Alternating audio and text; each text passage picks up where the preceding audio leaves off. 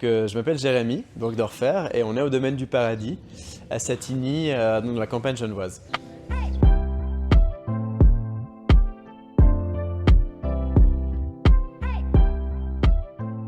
C'est mes parents qui ont créé ça en 83. Donc moi je suis la première génération à reprendre. Avant mes parents ont créé. Moi j'ai rejoint mes parents en 2015 et puis j'ai repris la direction en 2019. Et puis le domaine du Paradis, à l'époque c'était beaucoup de la pépinière via mon père, c'était son premier métier. Mais assez vite c'est devenu de la vigne et du vin, beaucoup. Et puis aujourd'hui c'est que ça, depuis maintenant assez longtemps d'ailleurs. Et on travaille environ 35 hectares de vignes. On fait plus de 25 vins différents, ce qui est beaucoup. C'est très typique genevois, de faire beaucoup de choses différentes. Et puis on a une dizaine de personnes à l'année qui travaillent avec nous.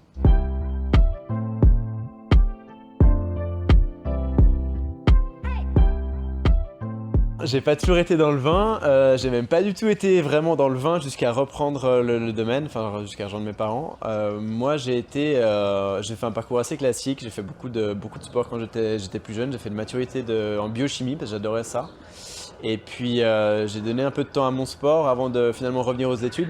Les rencontres ont fait que j'ai beaucoup bossé dans la finance, les ressources humaines. Et puis j'ai créé une agence de communication avec deux amis avec qui je suis encore associé d'ailleurs. Et puis j'ai fait une reconnaissance des acquis viticulture œnologie plus tard, après avoir suffisamment bossé avec mes parents en étant enfant, ado, et puis plus tard quand je suis revenu les rejoindre aussi.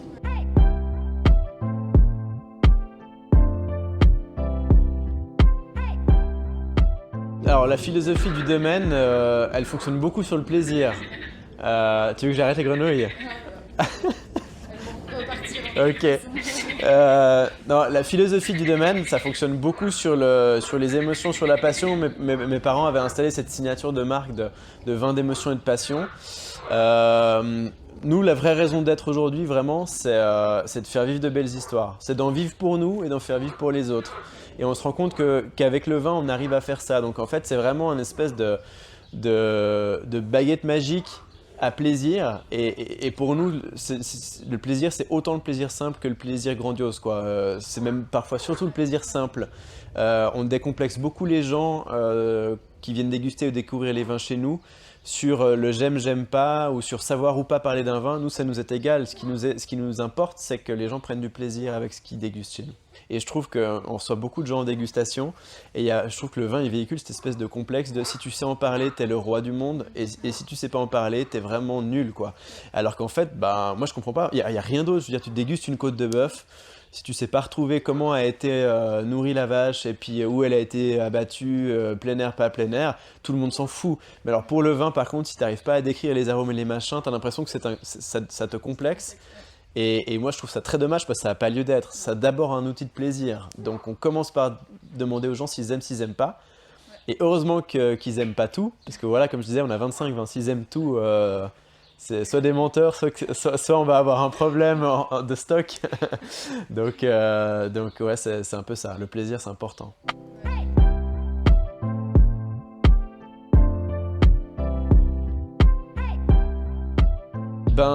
Sur ce que j'aimerais apporter, disons que, comme j'ai dit, moi je viens pas de ce monde technique du vin, donc moi j'ai un gros travail à faire sur avec qui je m'entoure pour faire vivre la philosophie du domaine, puisque c'est pas moi qui vais vinifier directement ou être directement à la vigne. Alors dans l'absolu, je pourrais faire ce travail si je m'y formais vraiment de bout en bout, mais enfin, moi mon vrai plaisir c'est aussi de coordonner tout ce monde-là, c'est de représenter tout ça, à l'interne comme à l'externe. Donc ce que j'ai envie d'amener, c'est vraiment ça, c'est amener cette culture-là, structurer la dynamique de l'équipe par rapport à ça, les compétences aussi de l'équipe par rapport à ça, parce qu'aujourd'hui, typiquement, on a aussi beaucoup besoin de gens qui font vivre ça et qui le font ressentir, et ça n'a pas toujours été le cas. Et puis ensuite de ça, ouais, il y a vraiment cette notion de coordination de l'équipe et puis d'amener tout le monde dans mon rêve à moi, dans mon idéal à moi. Voilà.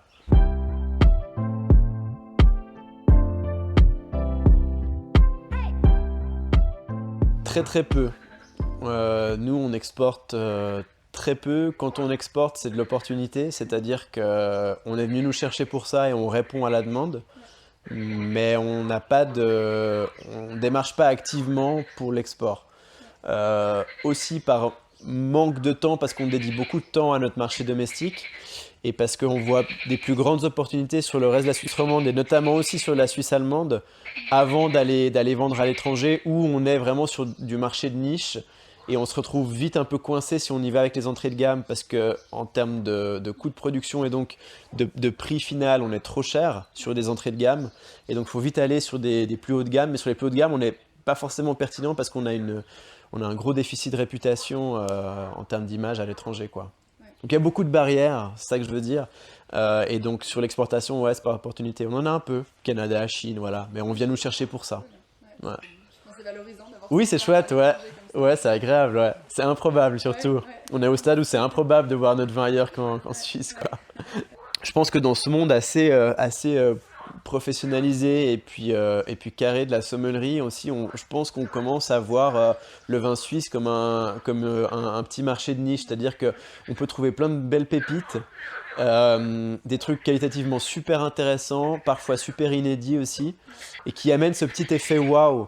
Mais ça amène aussi un effet waouh parce que c'est peu connu qu'en Suisse on fait du vin. Donc ça participe à cet effet de surprise que les clients apprécient. Donc si demain on devient un pays où tout le monde dit de nous qu'on fait un vin extraordinaire, je pense que cet effet wow il sera différent, on capitalisera sur une autre dimension. Mais aujourd'hui, ouais, je trouve qu'il y a un intérêt qui se renforce. Mais c'est un intérêt qui est encore discret parce que c'est pas si simple que ça de commander 18 bouteilles quand on est, je dis n'importe quoi, au Georges V à Paris, quoi. Fournisseur prédéfini. C'est pas tout simple, tout simple. Ouais, Voilà. ouais, Puis nous, les humains, on n'aime pas trop ce qui est simple, on aime bien compliqué, surtout quand on traverse des frontières. Donc, du coup, rien n'est facile, je trouve.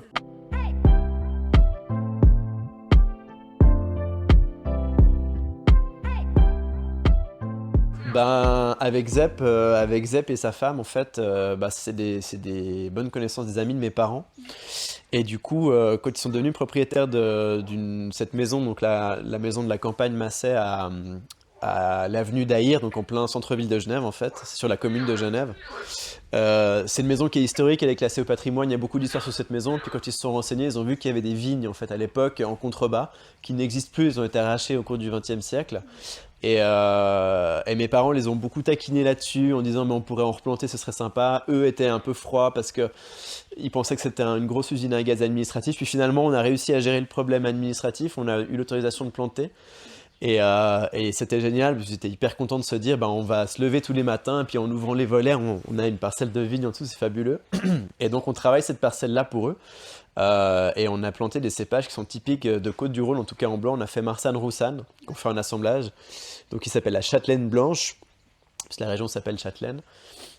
Et en rouge, la Châtelaine rouge, là c'est Cabernet Franc Galota, et voilà, donc ils s'impliquent régulièrement dans les boulots de la vigne, on fait beaucoup de choses ensemble, et forcément ils dessinent l'étiquette, donc chaque millésime ils dessinent une nouvelle étiquette pour les deux Châtelaines.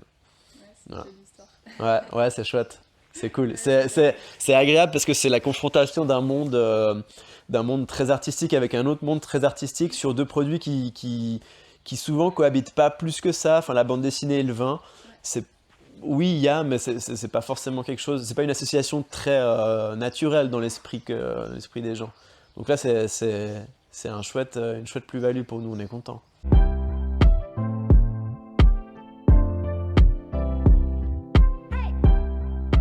Ouais, oui, j'en ai. Bon, alors j'ai réfléchi à la question à l'avance, hein, mais bon, pour pas en donner plein, parce qu'il y en a plein qui font des belles choses. Alors je vais peut-être plus, je vais donner deux coups de cœur, un qui est pour la personne et les vins, et l'autre qui est pour les vins parce que je connais mal la personne.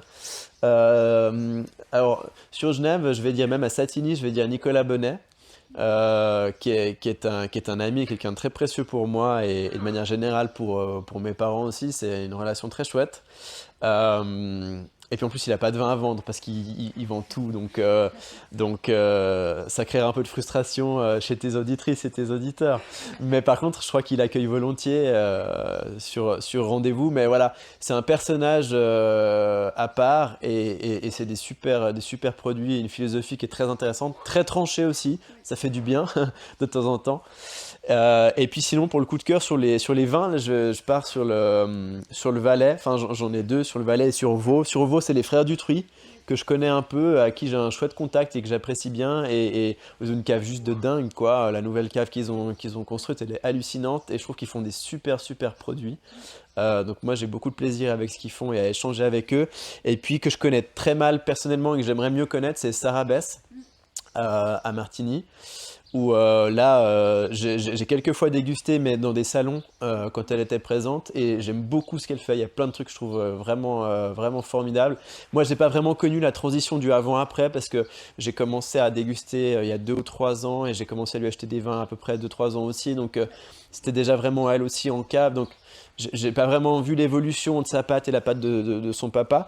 Mais par contre, j'ai un vrai coup de cœur notamment sur les blancs qu'elle sort, sur un Aïda, des trucs comme ça. C'est des trucs vraiment fabuleux, je trouve, sur les gamets aussi. Donc ça, voilà, une vraie belle recommandation. Et je m'arrête là, je pourrais en faire plein d'autres aussi, mais voilà. Ouais. Ouais. Non, je suis d'accord sur les 3. Cool. Ouf, tant mieux si on se retrouve. Après, c'est des recommandations assez faciles, entre guillemets. Enfin, je pense qu'il y a peu de gens qui trouvent qu'ils font des trucs dégueulasses, mais dans l'absolu, voilà, Sarah Bess, c'est quelqu'un que j'ai plus envie d'apprendre à rencontrer par les produits qu'elle fait aussi, quoi. Il faudrait que je prenne le temps de le faire.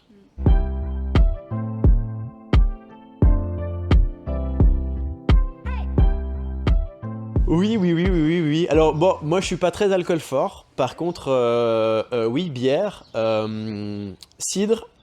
Cidre, c'est un truc qui pour moi était vraiment le truc poussiéreux associé à la galette bretonne, quoi. Et en fait, les amis du domaine des Perrières à Pessy, donc Frédéric, qui est venu rejoindre l'entreprise il y a peu de temps, a lancé un cidre que je trouve vraiment dingue. J'ai beaucoup de plaisir avec ce cidre.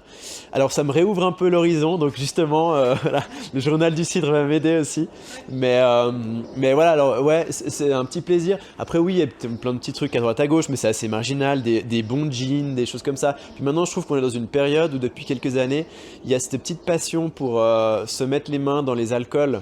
Et on commence à avoir beaucoup des jeans locaux, des distillations un peu sympas. Donc on commence à avoir des trucs un peu rigolos et funky check dans la région. Donc c'est pas mon truc les alcools forts, mais j'aime bien de temps en temps me faire le palais dessus parce que ça m'intéresse. Ouais. Mais c'est vrai que sinon, globalement, dans les alcools, pour moi, c'est beaucoup vin et bière en fait. Ouais, classique. Je suis pas très wow pour ça, quoi.